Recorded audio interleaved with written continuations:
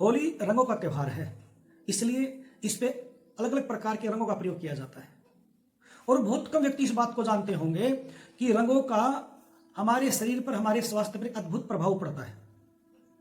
तो इस वीडियो में हम जानेंगे कि होली पर्व में मुख्य रूप से किस रंग का प्रयोग किया जाता था और साथ में ही जो अन्य जो रंग बनाए जाते थे वो किस प्रकार से बनाए जाते थे। तो आइए जानते हैं इस वीडियो में। अगर शास्त्र की दृष्टि से देखा जाए, विद्वानों की सहमति से देखा जाए, तो होली में सबसे अधिक जो रंग बताया है वो बताया है पलाश के फूलों का रंग। वैद्य लोग इसकी छाल, गोंद, फूल, पत्र सभी का नाना औषधियों में खूब प्रयोग करते हैं। ढाक के फूलों से तैयार किया हुआ रंग एक प्रकार से उसके फूलों का ही अर्क होता है। यदि इस रंग में रंगा हुआ कपड़ा भिगो करके शरीर पर डाल दिया जाए तो रंग शरीर के रोमकूपों द्वारा आभ्यंतरिक स्नायु मंडल पर अपना प्रभाव डालता है और संक्रामक बीमारियों को शरीर के पास फटकने नहीं देता।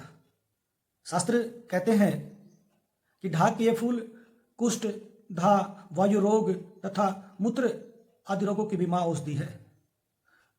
क्योंकि बालकों की त्वचा अपेक्षाकृत अधिक कोमल होती है और उस पर रोगों के आक्रमण का अधिक भय रहता है, अतः रंग खेलने की इस प्रवृत्ति को हमारे पूर्वजों ने बालकों में अधिक प्रचलित किया।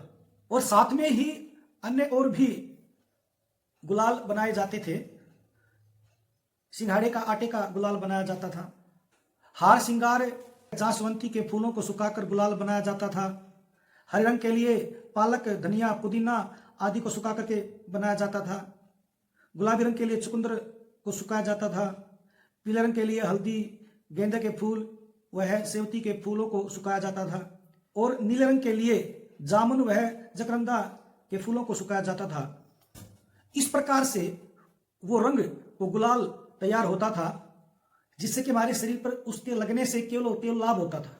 लेकिन आज बाजार में अनेक प्रकार के केमिकल युक्त रंग गुलाल आए हुए हैं जो चेहरे आदि पर, त्वचा पर लग करके वो बड़ा नुकसान हमारे शरीर को पहुंचाते हैं। तो मैं यही कहना चाहूंगा कि बहुत सात्विक गुलाल से ही खेलने का प्रयास करें, जितना हो सके उनको स्वयं बनाएं। कुछ दिन पहले ही उनको बनाना शुरू करें ताकि आप त्योहारों को प्रति आपकी समर्पिता दिखाई दे और एक सद्भावना फैले कि भाई हमने अपने हाथ से ये प्राकृतिक रूप से रंग बनाया है और इससे हम होली खेलेंगे। तो उसमें एक अलग ही भावना विकसित होती है।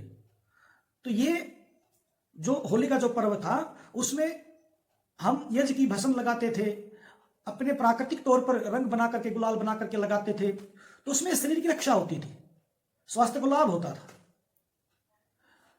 उसमें हमारी भावना व्यक्त होती थी।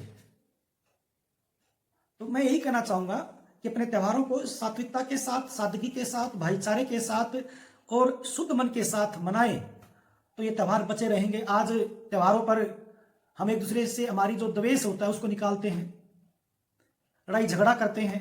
त्योहारों के माध्यम से हम किसी को नुकसान पहुंचाते हैं, अपना द्वेष पूरा करते हैं। ये बहुत पीड़ादायक बात है। तो मैं इतना ही कहना चाहूंगा कि इन त्योहारों को बचाते हुए इनके पीछे जो सद्भावना है उसको दोबारा से विकसित करना है, जीवित करना है, ताकि हमारी परंपरा, हमारी संस्कृति, हमारे पर्व बचे रहें और अगली पीढ़ी तक ये त्यौहार पहुंचे। यही मेरी शुभकामनाएं हैं।